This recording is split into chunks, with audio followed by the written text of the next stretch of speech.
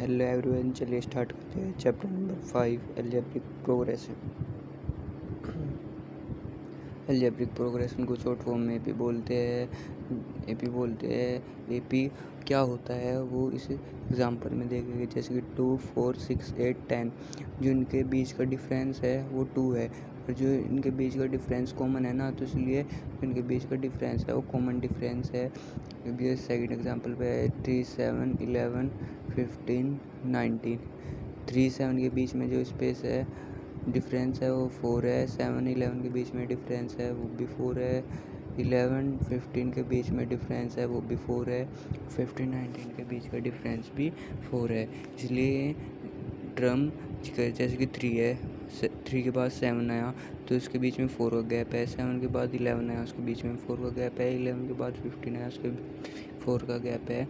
ऐसे ही सोन चलता रहेगा आगे तक, जिसके बीच में कॉमन डिफरेंस हो, मतलब कि 3, 7, 11, 15, 19 के बीच में सारे डिफरेंस सेम है, मतलब कि 4 का गैप है। तो इसे हम कौन सी इक्वेशन कह देंगे?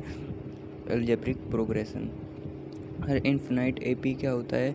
इन्फिनाइट एपी वो एपी होता है जो आगे तक चलता रहे, मतलब जैसे कि 2 एग्जांपल में देखो 2, 4, 6, 8, 10। ऐसे ही आगे तक ये चलता रहेगा 2 के गैप में डिफरेंस में। नोट एपी क्या होता है?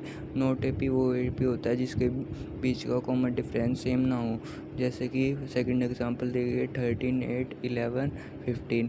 13, 18 के बीच का गैप 5 है। 18, 11 के बीच का गैप -7 है, और 11, 15 के बीच का गैप 4 है। ऐसे ही इनका सबका जो कॉमन डिफरेंस है वो डिफरेंट होगा, इसलिए ये नॉट एपी है। एपी वो होता है जिसके बीच का कॉमन डिफरेंस सेम होता है, और नॉट एपी जिसके बीच का कॉमन डिफरेंस सेम ना हो। इन्फिनाइट एपी ऐसे ही नॉट एपी चलता रहेगा आगे तक, इन्फिनाइटली आगे तक चलता रहेगा। अब आगे चलते हैं term of AP. Number is any AP are called is terms. मतलब कि जो एपी है, हमें एपी निकालने के लिए हमें मतलब कि हमें A1 निकालने के लिए, A2 निकालने के लिए, A3 निकालने के लिए क्या चाहिए? जैसे कि मैं आपको अटका फिर बता देता हूँ। इसमें दे रखा कि सेकंड एग्जांपल में 13, 18, 11, 15। 13 को हम मानेंगे A, और 18 को मानेंगे A2, और 11 को मानेंगे A3, और 15 को मानेंगे A4। ऐसे ही जो हमें इनके बीच हमें 15 है, ये A4 है, इससे अगला A5 हमें टर्म निकालना है। तो हम वो कैसे निकाल लेंगे? वो हम निकाल लेंगे ए से निकल जाएगा फर्स्ट टर्म, जो ए की वैल्यू हमें बताइए A1, A2, A3, A4। तो A1 A1 टर्म निकल जाएगी। A प्लस डी मतलब कि डिफरेंस, उसके बीच का जो डिफरेंस है, जैसे कि मैंने अभी बताया था कि जो डिफरेंस है सेकंड एग्जांपल में 13, 18 के बीच का डिफरेंस 5 है। ऐसे ही ये जो डिफरेंस है सबके बीच में है, तो इन एपी में इनका जो डिफरेंस है वो सेम होगा। इसलिए जो ये A प्लस डी है, डी की जगह डिफरेंस, ए की जगह A1। ऐसे ही जो हमें थर्ड टर्म निकालनी है प्लस 2D। ए क्या है? A1 और प्लस 2D। डी का मतलब क्या है? Common difference. ऐसे ही फोर्थ वैल्यू निकालने के लिए, फोर्थ टर्म निकालने के लिए A प्लस 3D। ए क्या है? A1 प्लस 3D क्या है? डी है कॉमन डिफरेंस। ऐसे ही चलता रहेगा, इन्फिनाइट एपी चलता रहेगा। चलिए आगे चलते हैं। इसके बाद है 9 टर्म ऑफ एपी। 9 टर्म का मतलब क्या हो गया कि 9 टर्म क्या हुआ है? जैसे कि हमें बोल दिया कि हमें 10 से लेकर 100 तक ये निकालने कॉमन डिफरेंस इनके बीच का। तो हमारे पास कितने कॉमन डिफरेंस हो गए इनके बीच में? तो हम ऐसे निकाल लगे an plus a plus n-1 bracket D. N की वैल्यू है 9th टर्म, ए की वैल्यू क्या है? फर्स्ट टर्म, डी की वैल्यू है कॉमन डिफरेंस, और एन की वैल्यू है टर्म नंबर। अब जो A1 क्या होगा? ए क्या होगा? A1 जो एग्जांपल में देखिए 3, 7, 11, 15। A1 क्या होगा? 3। डी का मतलब डिफरेंस 7, 3 के बीच का डिफरेंस 4 होगा, और 7 11 के बीच का डिफरेंस भी 4, और 11 15 के बीच का डिफरेंस भी 4। जो इसमें पूरा डिफरेंस है, मतलब कॉमन डिफरेंस क्या आ गया, 4 आ गया।